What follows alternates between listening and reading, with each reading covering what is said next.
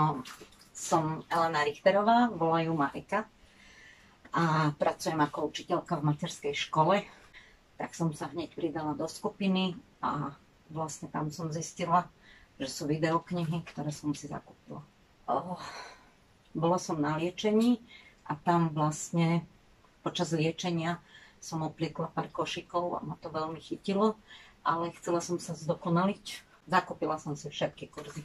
Tak, Katka je vhodný adept na to, aby nás naučil ďalšie techniky a uzavierky a proste rôzne kúzla s týmto pedigom. Pletenie s rybiškou, tak som sa prihlasila a som veľmi rada a neľutujem to.